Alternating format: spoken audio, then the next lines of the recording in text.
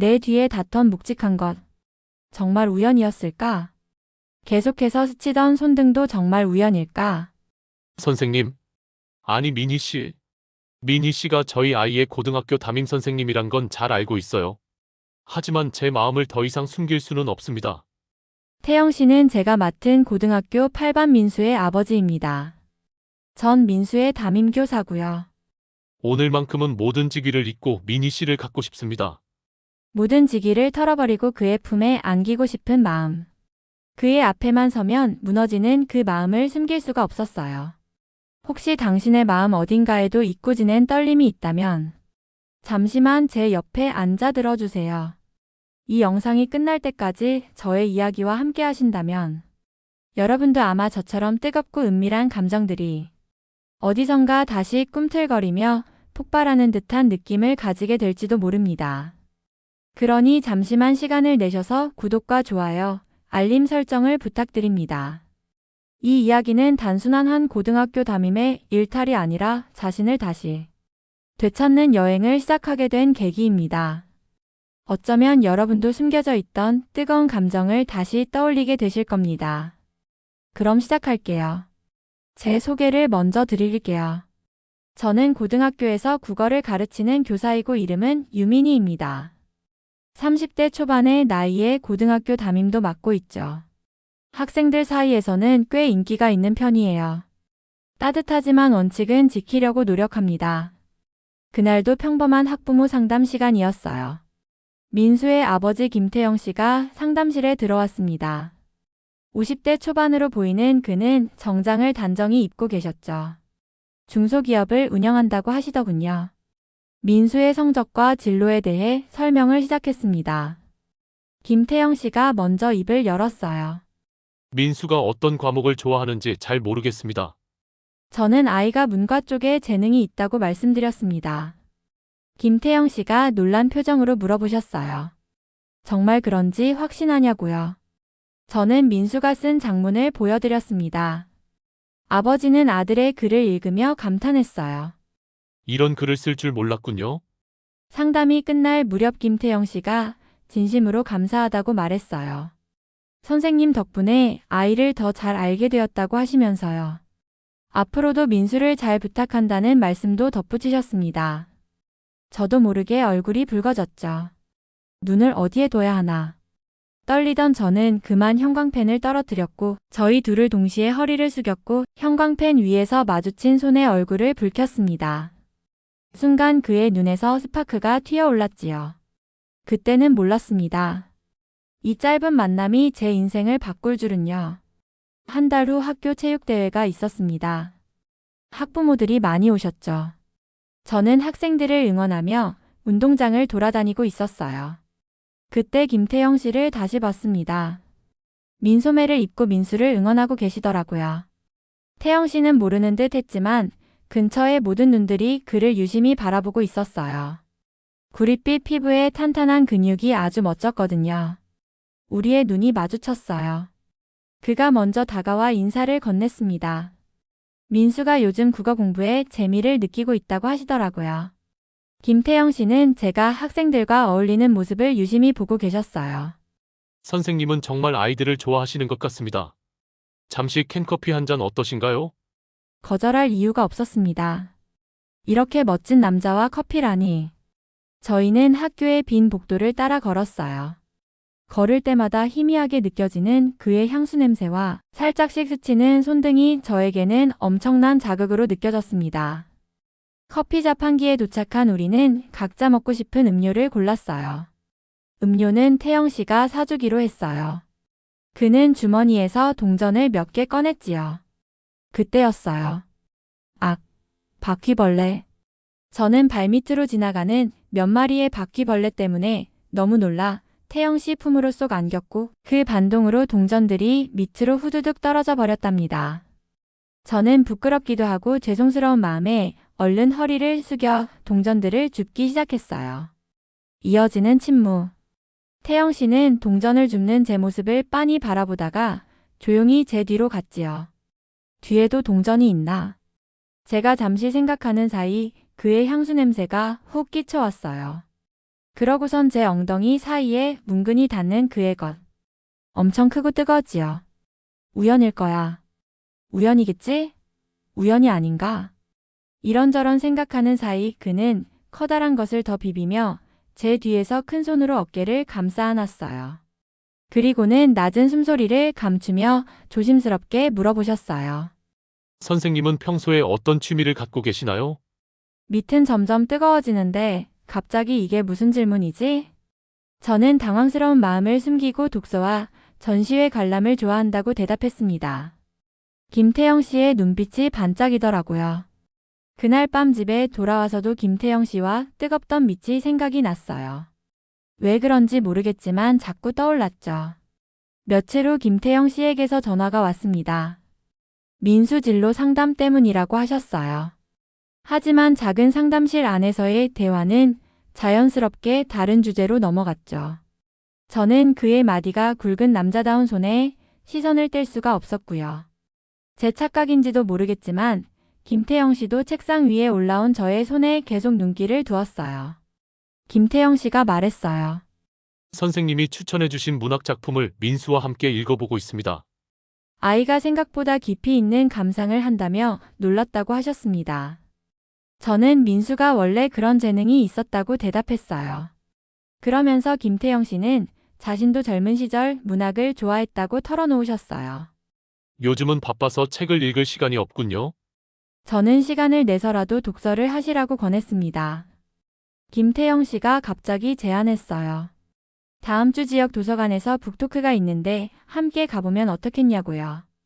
혹시 부담스러우면 안 가도 된다는 말씀도 덧붙이셨습니다. 저는 잠깐 망설였지만 좋다고 대답했어요. 김태영 씨가 떠난 뒤 저는 가슴이 두근거렸습니다. 이건 단순한 학부모와 교사의 만남이 아니라는 걸 느꼈거든요. 하지만 동시에 이런 감정을 가져도 되는 건지 혼란스러웠죠. 도서관에서 만날 때 김태영 씨는 평소보다 편안한 옷차림이었어요. 청바지에 스웨터를 입으신 모습이 멋지고 젊어 보였죠. 하지만 그의 굵은 손마디에 끼워진 결혼 반지를 보고는 저는 마음이 쿵 내려앉았어요. 여태 안 끼다가 왜 오늘 낀 거지? 강연 도중에 저는 결혼 반지로 생각이 가득 차서 북토크에 집중을 할 수가 없었어요. 강연이 끝나고 김태영 씨가 저에게 물어보셨어요. 근처에 좋은 카페가 있냐고요. 차를 마시며 오늘 들은 내용을 같이 이야기해보고 싶다고 하시더라고요. 저는 애써 웃으며 아는 곳이 있다고 대답했습니다. 카페에 앉아서 김태영 씨가 먼저 말을 꺼냈어요. 오늘 강연에서 인상 깊었던 부분에 대해 이야기하셨죠. 그러면서 선생님은 어떻게 생각하시냐고 제 의견을 물어보셨습니다. 저희는 문학과 교육에 대해 깊이 있는 대화를 나눴어요. 김태영 씨는 제가 생각했던 것보다 훨씬 박식하셨습니다. 사업을 하시면서도 꾸준히 공부를 하고 계신 것 같았어요. 시간이 어떻게 지났는지 몰랐습니다.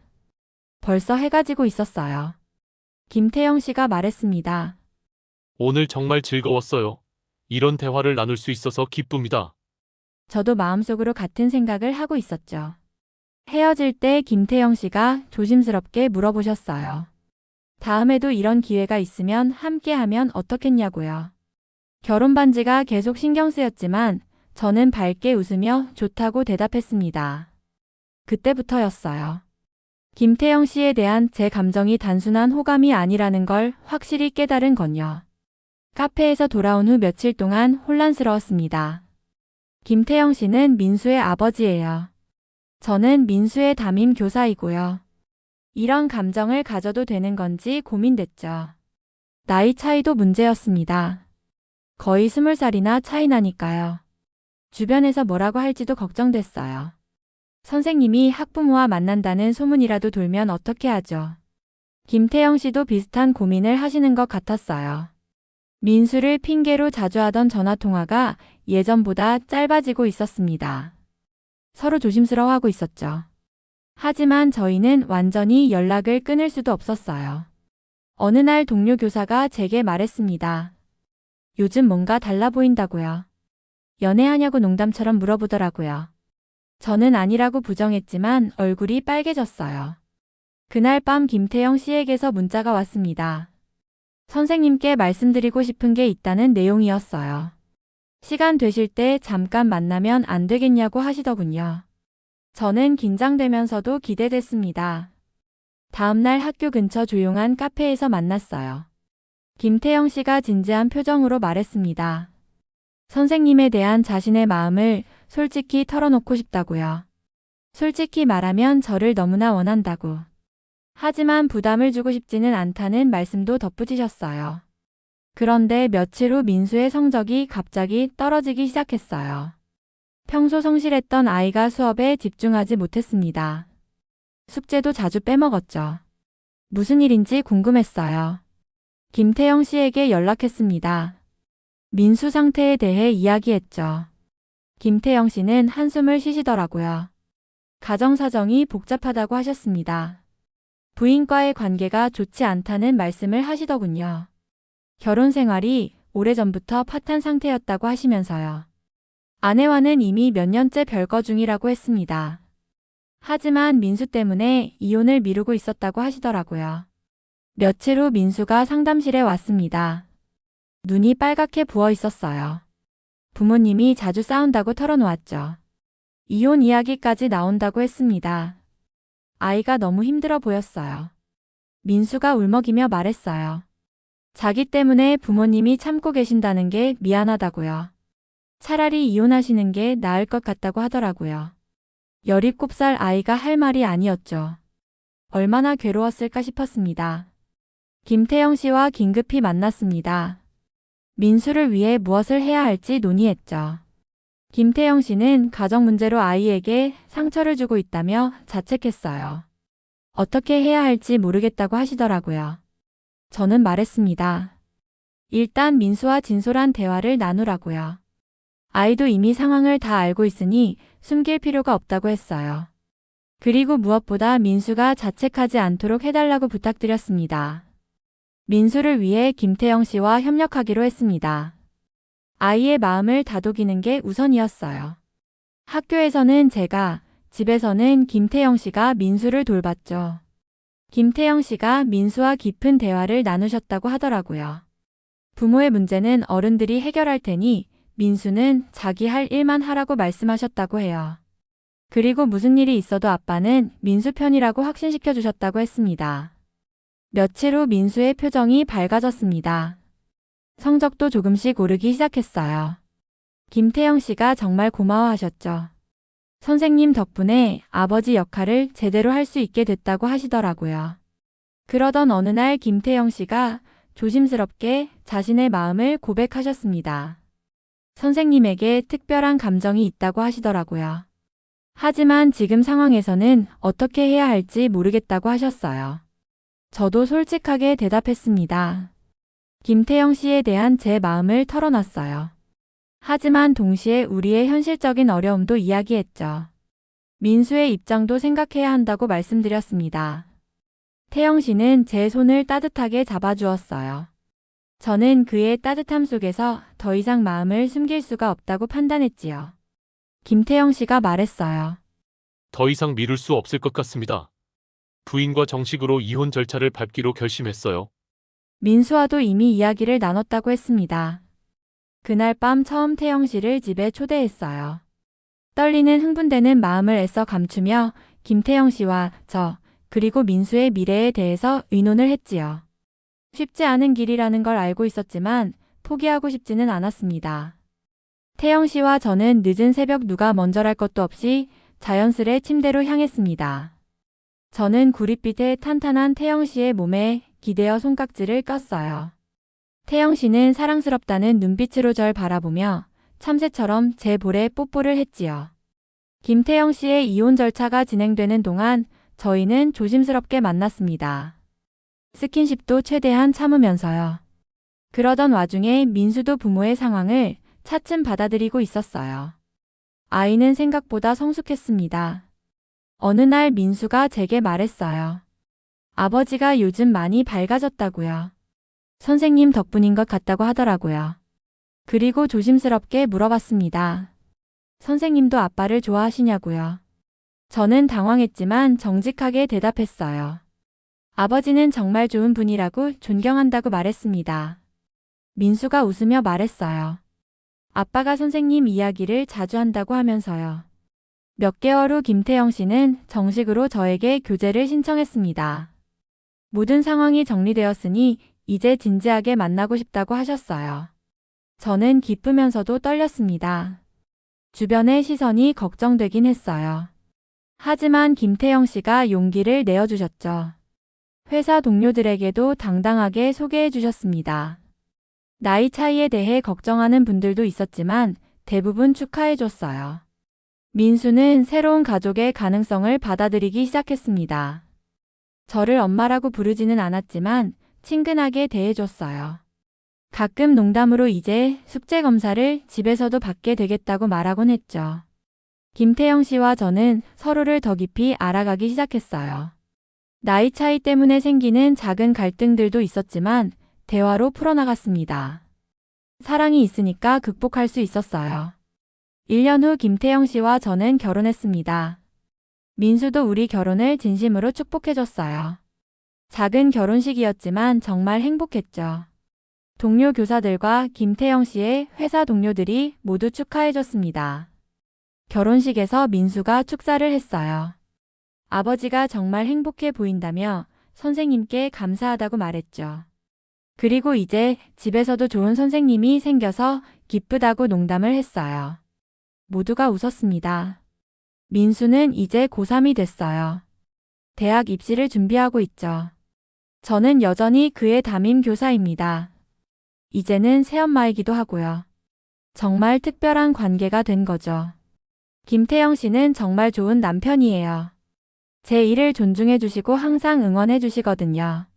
학교 일로 힘들 때면 따뜻하게 위로해 주십니다. 저도 그의 사업을 도울 수 있을 때는 도와드려요. 가끔 나이 차이 때문에 생기는 작은 갈등들이 있어요. 세대 차이에서 오는 사소한 의견 차이들이죠. 하지만 서로 이해하려고 노력합니다. 사랑이 있으니까 이런 것들도 오히려 재미있어요. 지금 생각해보니 정말 뜻밖의 만남이었어요. 누가 상상이나 했겠습니까? 평범한 학부모 상담에서 시작된 인연이 결혼까지 이어질 줄요. 인생은 정말 예측할 수 없는 것 같습니다. 하지만 그래서 더 아름다운 거겠죠. 저의 이야기가 어떠셨나요? 당신에게도 떨림을 주는 상대가 있으신가요? 마음을 숨기지 마세요. 표현하세요. 그리고 행복해지세요. 구독과 좋아요, 댓글 남겨주시고 알람 설정을 해두시면 다음번에도 더 아름다운 이야기로 찾아뵐게요. 제 이야기를 들어주셔서 감사합니다.